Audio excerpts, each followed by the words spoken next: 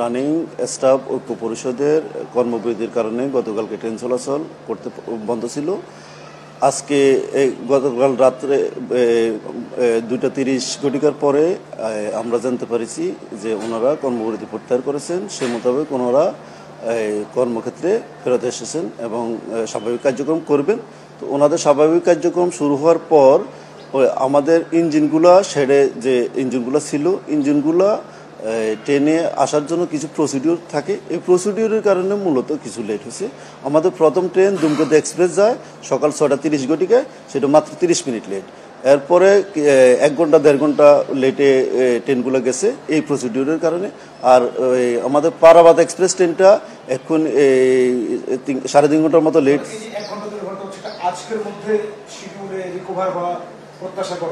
আশা করতেছি 2-1 দিনের ভিতরে শিডিউল রিকভার হবে। শুধুমাত্র আমাদের জয়ন্তিকা এক্সপ্রেস আর বুড়িমারি এক্সপ্রেস এই 2টা ট্রেন ছাড়া আর সব ট্রেন যাত্রা করবে। এই 2টা ট্রেন বাতিল করা হয়েছে, ক্যান্সেল করা হয়েছে। আজকে জয়ন্তিকা এক্সপ্রেস এবং বুড়িমারি এক্সপ্রেস এই 2টা ট্রেন রেক ব্যালেন্সের জন্য বাতিল করা হয়েছে। সর্বোচ্চ দেরি ফারাবাদ এক্সপ্রেস, এই ট্রেনটা 6:30 ঘটিকা যাওয়ার কথা, তো এখন পর্যন্ত যায় নাই। এখন 10:30, 4 ঘন্টার মতো লেট হচ্ছে। এটার মূল কারণ হলো এই রেকটা ওয়াশপিড হয়েছে।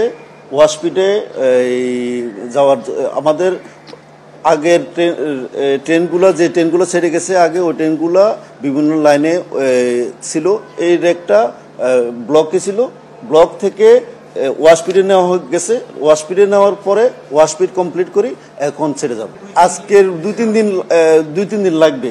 আর যে ট্রেনগুলা বিশেষ করে বেশি লেট সেগুলা অফডেট সময় শিডিউলটা ঠিক হবে। আর্থিক ক্ষতির বিষয়টা এখনো পুরোপুরি আমার হাতে নেই, কিন্তু আমি আপনাদেরকে একটা বিষয় জানাতে পারি। সেটা হলো ঢাকা স্টেশন থেকে প্রতিদিন 1 কোটি 10 লক্ষ বা 15 লক্ষ টাকার আর্ন হয়। তো গতকালকে যেহেতু ট্রেন চলাচল ব্যাহত হয়েছে, ট্রেন চলাচল করে নাই, সেই ক্ষেত্রে এই টাকা আমাদের আর্থিকভাবে ক্ষতি হয়েছে বা আমরা এই টাকা রেল রিফান্ডের কারণে আর্থিকভাবে ক্ষতিগ্রস্ত হয়। আমাদের গতকালকে যে ট্রেনগুলো স্বাভাবিক চলাচল ব্যাহত হয়েছে, যে ট্রেনগুলো যেতে পারে না, সেই ট্রেনগুলোর ক্ষেত্রে 100% রিফান্ডের ব্যবস্থা নিয়েছি। আমরা 100% রিফান্ডের ব্যবস্থা নিয়েছি। এক্ষেত্রে 25%-এর কোনো সুযোগ নেই।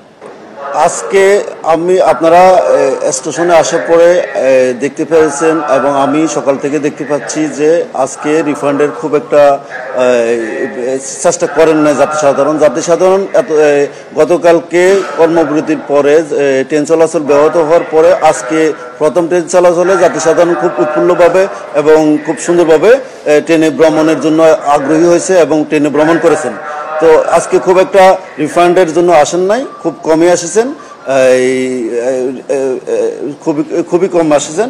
এবং আর যে ট্রেনগুলো গেছে ওই ট্রেনগুলোতে সাধারণত যাত্রী সাধারণ সুন্দরভাবে ভ্রমণ করার চেষ্টা করেছেন। হয়তো কিছু লেট হয়েছে, বিলম্ব হচ্ছে। শুধুমাত্র ঢাকা কমলাপুর স্টেশন সম্পর্কে বলবো, রেক ব্যালেন্স